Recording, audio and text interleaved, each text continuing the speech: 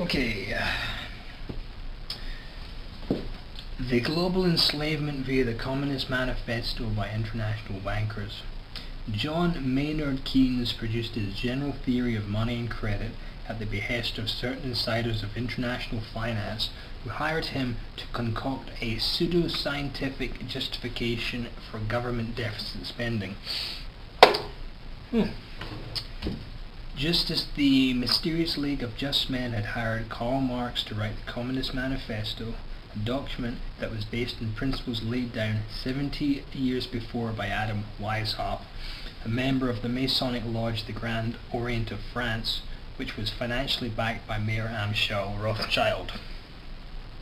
Lord Alfred Milner, wealthy Englishman and frontman for the Rothschilds, served as paymaster for the international bankers in Petrograd during the Bolshevik Revolution. Milner later headed a secret society known as the Round Table, which was dedicated to establishing a world government whereby a clique of super-rich financiers would control the world under the guise of socialism. The American subsidiary of this conspiracy is called the Council on Foreign Relations and was started by and is still controlled by international bankers. Basically, there's a lot of history behind this, but the Communist Manifesto, a document that outlines 10 demands or 10 planks, is being used today to enslave us all to international bankers. On to plank number 1, abolition of property in land and application of all rents of land to public purposes. This is done today via the artificial inflation of property prices, so someone has to work their entire life to own a home, only then to pay crippling property taxes. Plank number 2, a heavy, progressive or graduated income tax. Medieval serfs were taxed less than we are today. Today, most countries tax up to 50% of income and then tax everything you purchase, so that more than half your money is never yours. In reality, this means someone works more than 6 months out of every year for free for the government, basically enslavement. The bulk of these taxes go to private bankers. On to plank number 3, the abolition of all right of inheritance. This is linked to the first plank. They don't want your kids inheriting your hard work. They want to keep them poor and dependent, so after working all your life to own your own home, it's then taken from you. Plank number 4, confiscation of the property of all immigrants and rebels. IGGs, basically. Ill-gotten gains, or how everything is confiscated. This ties in with the RICO statute, racketeer influence and corrupt organizations, which to me sounds like the IMF. Basically a global national bank which supersedes the likes of the Bank of England and Federal Reserve. Basically banks that are not national, not federal, and have no reserves. Basically private racketeering. Imagine confiscating all their ill-gotten gains. Okay, on to plank number 5. The centralization of credit in the hands of the state by means of a national bank with state capital and an exclusive monopoly. It is a state monopoly, but it's not national. The Bank of England likes to say it has been nationalized, but ultimately it collects taxes for wealthy individuals that issue our national loan, the national debt. Who these individuals are, who all of us are indebted to, is their most guarded secret. On to plank number 6. The centralization of the means of communication and transport in the hands of the state. Whoa. People just need to look at our airports to see that this has been put into action. Basically, the TSA, the Transportation Security Administration, or twisted sexual assault, completed with naked body scanners which give you cancer.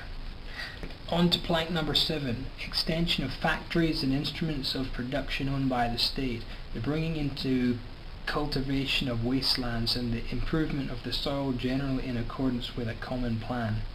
This is Agenda 21, the confiscation of land which today is done under the guise of sustainability and cramming people into megacities with lots of surveillance, also known as kill grids. On to plank number 8. equal liabilities of all to labour, establishment of industrial armies especially for agriculture. This is the feminist movement, which was funded by John D. Rockefeller. But under this system, they have no choice. All chicks have got to work. This just shows how our economies have been imploded by design, and how now both parents have to work to support a family, and with both parents occupied with work, the state has a hand in raising all children as the government desires. On to plank number 9, the combination of agriculture with manufacturing industries, gradual abolition of the distinction between town and country by a more equitable distribution of the population over the country.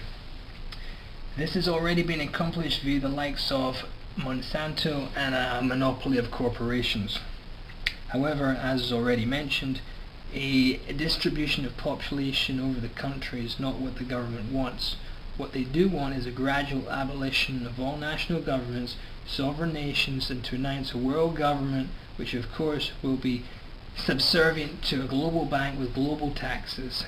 We can already see the seeds of this with the UN, IMF and NATO troops to enforce that taxes be paid. Plank number 10. Free education for all children in public schools.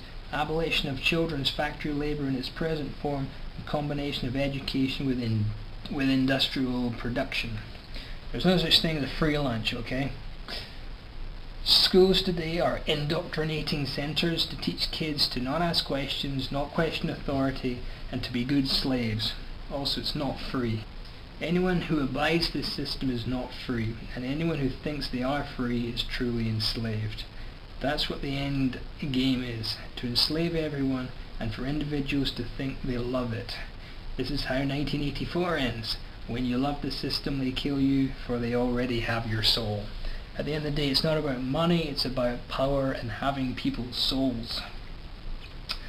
People could add a lot of other smaller points to this, but a major point that has been missed out is the abolition of firearms. Slaves can't have guns. Most governments hate the idea of an armed population, and those that enslave us via national debts hate the American Constitution. I say enforce the Constitution, stick with God, guts and guns, and humanity can turn this fight around. Because it is a fight. It's a fight for freedom, which throughout history has meant a fight to the death.